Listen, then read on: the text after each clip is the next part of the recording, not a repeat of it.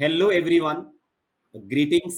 आज बेहद खुशी हो रही है आप सबको बताते हुए कि हमारे साथ आज के इस इंस्पिरेशनल टॉक में सुनील सिरवी जी हैं, जिन्होंने AIR 7 ESC 2024 में हासिल किया है और ये बड़ी बात है। ठीक है, आज हम इस सेशन में, आज हमारे इस सेशन का जो मेन गोल है, इनसे ये समझना कि इनकी प्रिपरेशन स्ट्रेटेजी क्या रही, किस तरीके से इन्होंने अपने चैलेंजेस को ओवरकम किया, कैसे ये पूरे जर्नी में मोटिवेटेड रहे, कब कब कहाँ कहाँ इनको जरूरत पड़ी मोटिवेशन की, कि ना कहाँ से क्या बैक सपोर्ट मिला।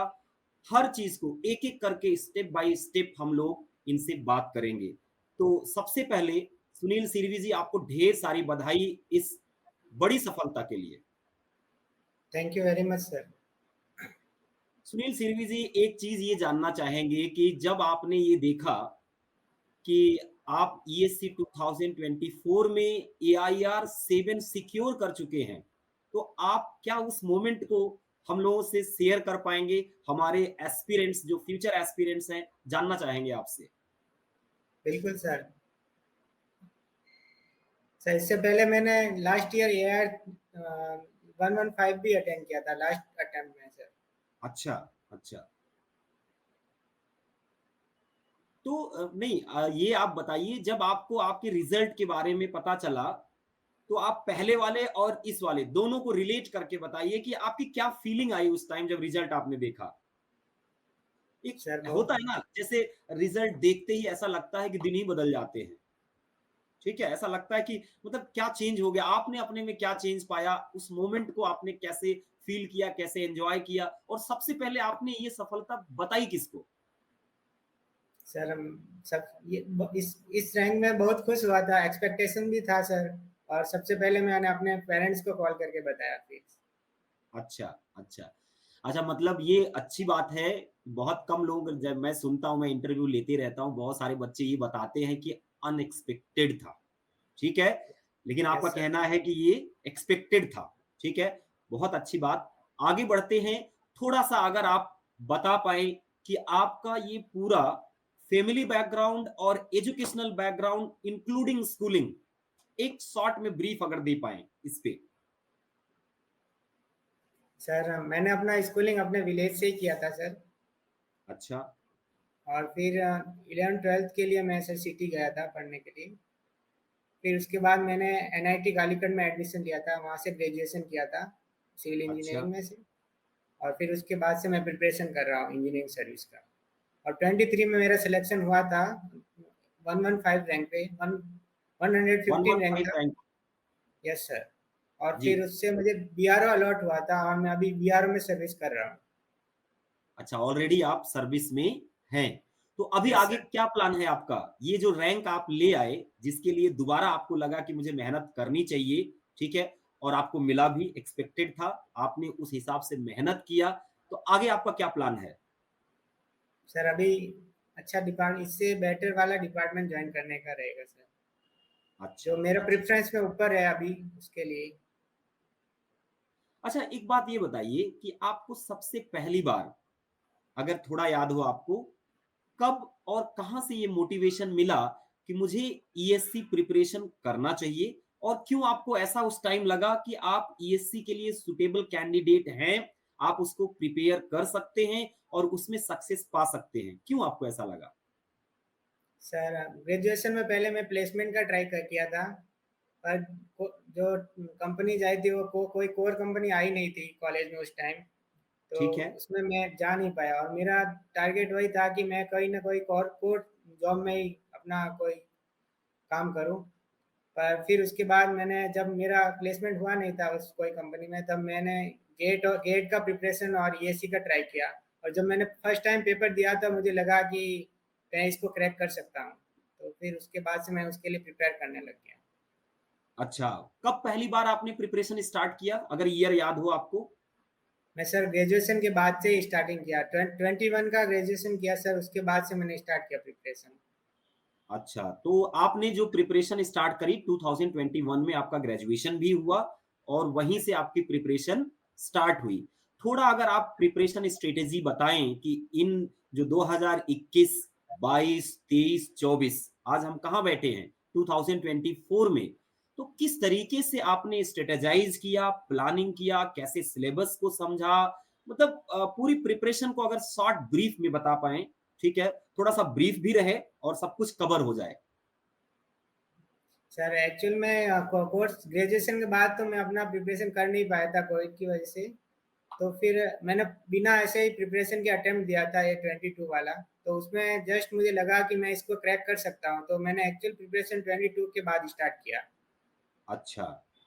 फिर मैंने वही टेस्ट सीरीज मैं इस पे प्रैक्टिस करना उससे ज़्यादा स्टार्ट किया। फिर वहाँ से लगा जब 23 में सिलेक्शन हुआ तो मुझे लगा इससे बेटर और कर सकता हूँ मैं। तो मैंने वापस स्टार्ट किया प्रिपेयर और अभी मैंने 7th रैंक सिक्योर किया। 2021 में क्या परफॉर्मेंस रही? 22 में सर 22 अटेम्प्ट दिया था। अच्छा, 22 में अटेम्प्ट किया, तो वहां पे क्या परफॉर्मेंस रही? वहाँ सर मेरा सर प्री क्लियर नहीं हो पाया था सर। प्री 2022 में क्लियर नहीं हुआ, ठीक है। Yes sir. इसके बाद आपको क्या लगता है कि उस टाइम क्या कमी रह गई थी जिसकी वजह से प्री भी क्लियर नहीं हो पाया, मेंस की तो बात ही नहीं है। उस समय सर मैं ग्रेजुएशन के बाद प्रिपरेशन स्टार्ट नहीं कर पाया था, वो 22 के बाद ही स्टार्ट कर पाया इसका ESC का। अच्छा, तो फुल बिना फोकस जो आप दे पाए 2022 के बाद ही दे पाए। यस सर, मैंने फर्स्ट अटेम्प्ट दिया तो मुझे लगा कि ये पेपर कर सकता हूँ मैं, उसके बाद से मैंने इसको। बाकी सारे एस्पिरेंट्स देखो, जो फ्यूचर एस्पिरेंट्स हैं, एक बड़ी इंपॉर्टेंट बात यहाँ ध्यान देने वाली है कि जब तक किसी प्रिपरेशन को आप कंप्लीट फोकस्ड होके, ठीक है, बिल्कुल स्ट्रिक्ट रूटीन फॉलो करेंगे नहीं, फोकस नहीं करेंगे, तब तक ईएससी जैसे, खास करके ईएससी जैसे एग्जाम को क्रैक कर पाना आसान नहीं होगा, ठीक है। तो इनकी बातों से कई चीजें निकल के आ रही हैं। अब आपने टेस्ट सीरीज की बात करी, ठीक है, तो आप यस ये सर। बताइए कि मेरा दो क्वेश्चन है टेस्ट सीरीज पे। एक तो ईएससी जैसे डिफिकल्ट एग्जाम में, या यूं कह सकते हो चैलेंजिंग एग्जाम में, ओटीजी मतलब सॉरी, जिसको कह सकते हो test series, online test series का क्या रोल रहता है, और हमारी जो आईएएस मास्टर की टेस्ट सीरीज है वो उसका आपके प्रिपरेशन में कितना हेल्पफुल, मतलब कितना पार्टिसिपेशन रहा? सर एक्चुअल में एक बात कहना चाहता हूँ सर, हम पहले तो अपना कोर्स ऐसे कंप्लीट कर सकते हैं, एक बार अच्छे से तैयार कर सकते हैं, उसके बाद एक या दो बार आप रिवाइज कर सकते हैं। और मेन चीज़ आपका जब तक टेस्ट सीरीज या में परफॉर्मेंस नहीं हो पाएगा तब तक आप एग्जाम में परफॉर्म नहीं कर पाएंगे। मेन आपको टेस्ट सीरीज में ही फोकस करना पड़ेगा, वहीं से आपको पता चलेगा कि मेरे में क्या क्या कमियां हैं, उसी टॉपिक्स को बार बार क्लियर कर सकते हैं, नहीं तो रिवाइज करते करते ही आपका टाइम चला जाएगा। तो मैंने एग्जैक्टली। सबसे ज़्यादा फोकस्ड ही टेस्ट सीरीज पे ही किया था और उसी से मुझे पता चलने लग गया कि ये टॉपिक्स मेरे वीक हैं, तो मैं उस पर ज़्यादा फोकस करने लग गया था। यही बात हमेशा हम लोग क्लासरूम में भी कहते हैं कि जिसका टेस्ट सीरीज में अच्छी परफॉर्मेंस होती है वो हमेशा एग्जाम में भी अच्छी परफॉर्मेंस देते हैं। अब होता क्या है, प्रिपरेशन का एक तरीका होता है कि हमने कंसेप्ट डेवलप किया, फिर उसकी टॉपिक मास्टरी की, घर पे खुद से पढ़ा, प्रैक्टिस किया, तो कोई एक ऐसा प्लेटफॉर्म तो होना चाहिए ना जो हमें एसेस करके बताए कि जहां पे हमें लाख 2 लाख बच्चों में अपीयर होना है, वहां कम से कम 10-20 हजार बच्चों के बीच में हमारी परफॉर्मेंस क्या है। तो टेस्ट सीरीज में हमेशा जो टेस्ट सीरीज है वो ये एसेस करके देती है कि आप कहाँ लाई कर रहे हो, किस टॉपिक में लाई कर रहे, किस टॉपिक में लैग कर रहे हो, किस टॉपिक में लीड कर रहे हो, कहाँ आपको इम्प्रूवमेंट की, मतलब इम्प्रूवमेंट का स्पेस है। आईएएस मास्टर की टेस्ट सीरीज कितना हेल्पफुल रही, मतलब आपका क्या एक्सपीरियंस रहा? सर टेस्ट सीरीज तो बहुत अच्छा रहता है सर IAS मास्टर का। और मैंने उसके लिए बहुत टेस्ट सीरीज के लिए अच्छा परफॉर्म भी किया था टेस्ट सीरीज में, और ज़्यादा से ज़्यादा क्वेश्चन करने की कोशिश की थी, और मैंने टेस्ट पूरे के पूरे दिए थे, ताकि मुझे ऐसे लास्ट में तक लगने लग गया कि मेरा परफॉर्मेंस अच्छा ही चल रहा है और मैं एग्जाम में भी अच्छा ही करूंगा। अच्छा, गुड गुड, बहुत बढ़िया। अच्छा, एक बात ये बताइए कि क्लासरूम आपने 2021 में आईएएस मास्टर का प्रोफेशनल क्लासरूम प्रोग्राम लिया था, वहां का एनवायरनमेंट और डाउट क्लियरेंस सेशन इसके बारे में अगर थोड़ा आप बता पाओ कि जब आपने यहाँ प्रिपेयर किया, किस तरीके से आपने टाइम को मैनेज किया? सर क्लासरूम तो बहुत अच्छा रहा सर, क्लासरूम से ही सब गाइडेंस मिला कैसे आपको प्रिपेयर करना है, सब कॉन्सेप्ट सीखे यहाँ से ही। और उसके बाद से तो अपना ही रहता है कितना आप प्रैक्टिस कर सकते हैं। Good, good. अच्छा, अब एक बात और इस पे हम चलना चाहेंगे। देखो, मैं फैकल्टी हूँ तो मुझे ये अच्छी तरह से मालूम है कि बच्चा एक सब्जेक्ट कंप्लीट करता है, ठीक है? और फिर नेक्स्ट के लिए फोकस करता है। इसके बीच में जो पीछे वाले सब्जेक्ट हैं जिनका कंप्लीशन ऑलरेडी हो चुका, ठीक है? उनके रिवीजन और अगले सब्जेक्ट के प्रिपरेशन में आपने टाइम को कैसे मैनेज किया? सर मैं सर पहले ऐसे अपना स्ट्रेटेजी ऐसे बनाया था कि एक सब्जेक्ट पहले कवर करता था पूरा, फिर उसके बेस पे हम टेस्ट सीरीज के जो जो उससे रिलेटेड सब्जेक्ट उस सब्जेक्ट से रिलेटेड टेस्ट थे वो मैं उसको देता था। फिर उससे मुझे पता चला तभी ये टॉपिक्स मेरे वीक है तो मैं उसी को कवर करके फिर नेक्स्ट सब्जेक्ट को जाता था। फिर नेक्स्ट करके वापस दूसरा टेस्ट सीरीज और उसके बीच में पीछे वाले सब्जेक्ट का थोड़ा सा रिवाइज कर सकता था। उसमें फिर इतना टाइम नहीं लगता था जितना पहले लगा था। तो फिर ऐसे-ऐसे क्लियर करता गया, सब सब्जेक्ट कवर करके फिर full length test series start किया था।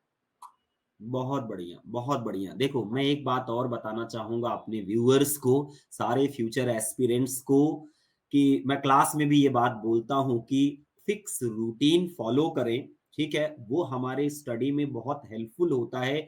हम हमेशा क्लास में भी बोलते हैं कि खाना भूख से नहीं खाया जाता, खाना टाइम से खाया जाता है, ठीक है? अगर आपको समय से उठना है, समय से सोना पड़ेगा। ऐसे ही हमारे स्टडी में भी एक स्ट्रिक्ट रूटीन अगर फॉलो किया जाए, तो प्रिपरेशन को आसान बनाया जा सकता है।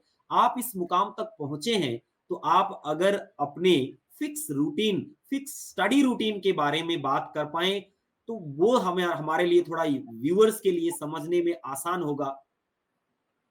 हाँ सर, इसका तो बहुत इफ़ेक्ट रहता है सर, आपको पूरा रूटीन रोज़ फ़ॉलो करना रहता है किसी भी कंडीशन में। मैं सर सुबह मैंने एक्चुअल में प्रिपरेशन कोर्स के बाद क्लासेस के बाद मैंने लाइब्रेरी जॉइन कर रखा था। तो मैंने अच्छा। 8 रोज़ 8 से मॉर्निंग 8 टू नाइट 11 तक मैं लाइब्रेरी रहता था। वहीं अपना जो भी प्रैक्टिस या टेस्ट सीरीज़ देना रहता है, फिर वो रोज़ फ़ॉलो होता था और बीच में ऐसे कभी ब्रेक नहीं करता था। अच्छा। अच्छा, ये बताइए, एक बड़ा इम्पोर्टेंट क्वेश्चन जो है, बहुत कैंडिडेट हम लोगों से भी पूछते हैं कि क्या मीनव्हाइल आपने कहा 2021 से, क्योंकि भई ये बहुत बड़ा पेशेंस है, बहुत लंबे समय का पेशेंस है आपका कि 2021 से आप प्रिपरेशन में लगे और 2024 में आके आपको ये सफलता मिली। क्या कभी बीच में आप डिमोटिवेटेड हुए? कभी आपको ऐसा लगा कि कहीं यार गलत रास्ता तो नहीं चूज़ कर लिया, पता नहीं मेरा सिलेक्शन होगा या नहीं होगा? और अगर ऐसा हुआ, तो आपने ओवरकम कैसे किया? कहाँ से आपको कंटीन्यूअस मोटिवेशन मिलता रहा कि आप 2024 तक पेशेंस रख पाए और लास्ट में इस मुकाम तक पहुँच पाए? सर एक्चुअल प्रिपरेशन मैंने 22 से स्टार्ट किया था। 21 ग्रेजुएशन मेरा जून में कंप्लीट हुआ था। तो उसके बाद से कुछ फैमिली कंडीशन या एक पेरेंट्स इल हो गए और मैं भी कुछ कोविड की वजह से हिल रहा था। तो उसके इसके कारण मैं प्रिपेयर नहीं कर पाया था पूरे ईयर। फिर 22 में मैंने ऐसे ही अटेम्प्ट दिया था फर्स्ट। तब मुझे लगा कि अच्छा है पेपर, मैं कर सकता हूँ। तब उसके बाद से मैंने 2022 प्रिपेयर किया। फिर उसके लिए प्रिपेयर करता गया और फिर प्री क्लियर हो गया। फिर प्री क्लियर फिर बाद में मेंस क्लियर हो गया। मेंस क्लियर होते इंटरव्यू हो गया। फिर उसमें मुझे 23 में अलॉट हो गया था बीआरओ। और जब से फिर मुझे लगा कि मैं और इम्प्रूव कर सकता हूँ नेक्स्ट अटेम्प्ट में। तो मैं कंटिन्यू रखा अपना प्रिपरेशन। फिर अभी मैंने सितंबर में बीआरओ ज्वाइन किया है। 2 मंथ्स हुए हैं सर। और ये अच्छा, इसी बीआरओ के में वजह ऑलरेडी से। आप हैं, हाँ, बताया आपने, पहले भी आपने बताया। देखो, यस सर। यहाँ पे बाकी लोगों को समझने की ज़रूरत है कि इन्होंने कहा एक मोटिवेशन जो मुझे सबसे बड़ा मिला, वो है कि जब मैं प्री क्वालीफाई कर गया, मेंस में नहीं कर पाया तो मैं डिमोटिवेट नहीं हुआ, वहाँ मोटिवेट हो गया कि मैं मेंस भी क्वालीफाई कर सकता हूँ। ठीक है? अगर मैं सही बोल रहा हूँ, ठीक है? तो ये बाकी लोगों के लिए समझने की बात है कि अगर आप प्री क्वालीफाई कर सकते हैं तो मेंस भी आसानी से निकल सकता है और इंटरव्यू भी आसानी से निकल सकता है। बहुत अच्छी बात। अच्छा, आप किस स्टेट से बिलॉन्ग करते हैं? सर मैं राजस्थान से बिलॉन्ग करता हूँ सर। राजस्थान से कहाँ से बिलॉन्ग करते हैं और अपने थोड़ा फैमिली में कौन-कौन है? उनके बारे में भी थोड़ा बताइए। क्या बैकग्राउंड है सर आपके फैमिली का? सर मैं जोधपुर से रहने वाला हूँ, राजस्थान में। और मेरे अच्छा, पापा मेरे फादर्स इसमें पब्लिक सेक्टर में वर्क करते हैं, स्टेट पब्लिक सेक्टर। अच्छा, पीएसयू है, अच्छा, बहुत इलेक्ट्रिकल डिपार्टमेंट है सर, इलेक्ट्रिसिटी डिपार्टमेंट, ठीक यूडीसी है। थे सर। और मेरी और मदर माताश्री हाउसवाइफ हाउसकीपिंग है। करती। यस हाँ, तो ये यस भी सर। एक बड़ा मोटिवेशन होता है कि फादर एक रोड मैप आपको ऑलरेडी आपके लिए रोड मैप रख रखे थे। आपके लिए एक सबसे बड़ा मोटिवेशन तो आपके फादर ही थे कि भाई इन्होंने ये कर लिया है, तो मेरे लिए तो करना ही करना है। ठीक है। अच्छा, आगे हम चलते हैं। हमारे फ्यूचर एस्पिरेंट्स को प्रिपरेशन के बारे में कुछ मूल मंत्र आप देना चाहोगे कि भाई क्या-क्या आपको ध्यान रखना है, कैसे प्रिपेयर करना है, जिन चीज़ों को आपको कभी ऐसा लगा हो कि मेरे को नहीं करना चाहिए था ऐसा, ये चीज़ फ्यूचर एस्पिरेंट्स को नहीं करनी चाहिए और क्या आप ज़रूर करनी चाहिए? इन सब बातों पे अगर आप 2 लाइन बोल पाएँ।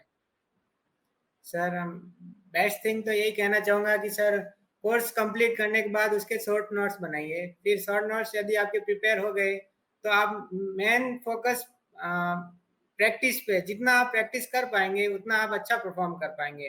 और प्रैक्टिस आप प्रीवियस ईयर क्वेश्चन कर सकते हैं, टेस्ट सीरीज़ कर सकते हैं। जितना ज़्यादा ये कर सकते हैं, उससे अपना आपका ज़्यादा ही ज़्यादा बेनिफिट ही होगा और आप अच्छा ही परफ़ॉर्म कर पाओगे हर हर एग्ज़ाम में भी। ये बात हमेशा बोली जाती है, सेल्फ नोट और शॉर्ट नोट, ठीक है? यस, ये प्रिपरेशन में बहुत इंपॉर्टेंस रखते हैं क्योंकि जब हम लोग रिवीजन करते हैं, उस टाइम जो है अगर आप थॉरोली सब्जेक्ट को पढ़ने जाओगे तो जितना समय आपको पहले लगा था, दोबारा भी उतना ही समय लगेगा और रिवीजन में इतना समय होता नहीं है। Revision must be on small scale, ठीक है? और उसके लिए शॉर्ट नोट बहुत ज़रूरी है। सुनील सिरवी जी ने जो ये बताया ये बहुत ही इंपॉर्टेंट बात है। आगे मैं आपसे ये जानना चाहूँगा कि देखो क्लास में हमेशा ये बताया जाता है कि प्रीवियस ईयर क्वेश्चन जो होते हैं, उनकी प्रैक्टिस जो है किसी एग्ज़ाम को समझने के लिए, उसके स्टैंडर्ड को समझने के लिए, उसको उसके लेवल को समझने के लिए प्रीवियस ईयर क्वेश्चन को अटेम्प्ट करना बहुत इंपॉर्टेंट होता है। आपकी क्या राय है इस पे? आप क्या कहना चाहेंगे प्रीवियस ईयर प्रैक्टिस पे पीवाईक्यूज़ के बारे में? पीवाईक्यू से सर आपको पता चल जाएगा कि एग्जाम कैसे क्वेश्चंस पूछ रहा है आपको, तो उसके बेस पे आप अच्छे से ज़्यादा प्रिपेयर कर सकते हैं। और जो टॉपिक्स नहीं पूछे जा रहे हैं उससे आप अपना टाइम नहीं देंगे तो अच्छा ही रहता है। जो जो हर बार पूछ रहे हैं उससे रिलेटेड आप देखेंगे तो आपको लगेगा कि हाँ क्वेश्चंस है, आते हैं, ऐसे ही आते हैं और फिर आप अच्छा एग्जाम में कर सकते हैं। और मैंने तो इसमें पहले अपना ईएससी का ही प्रीवियस ईयर किया था और उसके साथ मैंने एडिशनली आईएफएस का भी प्रीवियस ईयर क्वेश्चंस किए थे इस साल। उससे भी अच्छा ही बेनिफिट हुआ। बहुत बढ़िया। एक क्वेश्चन मैं और पूछना चाहूँगा, आपको आईएएस मास्टर के बारे में सबसे पहले कहाँ से पता चला था?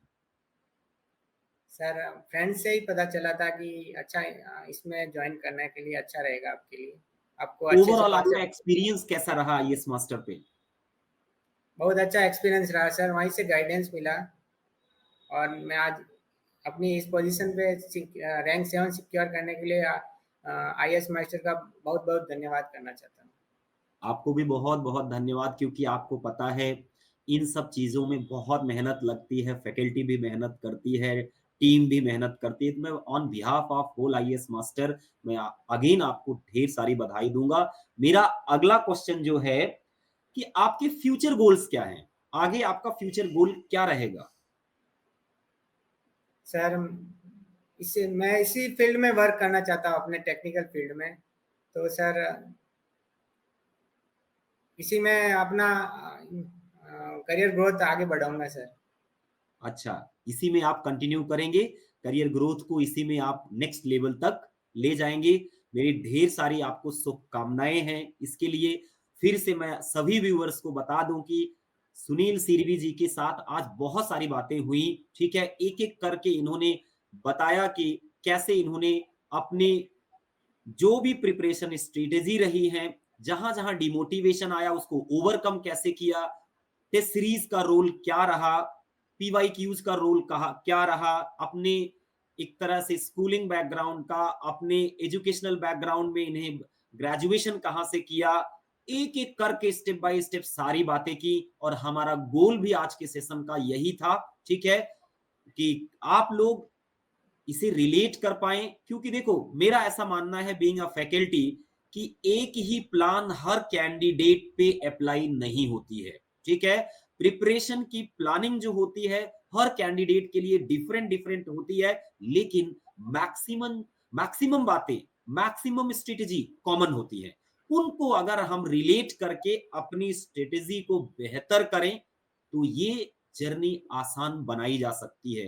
ईएससी में प्री निकालना, फिर मेंस निकालना, फिर इंटरव्यू को निकालना, ये एक तरह से लॉन्ग प्रोसेस है। इसको आसान बनाया जा सकता है अगर इस तरीके से मोटिवेशनल चीजें आप देखते हैं, सीखते हैं, तो अपने इस प्रिपरेशन को आसान बना सकते हैं।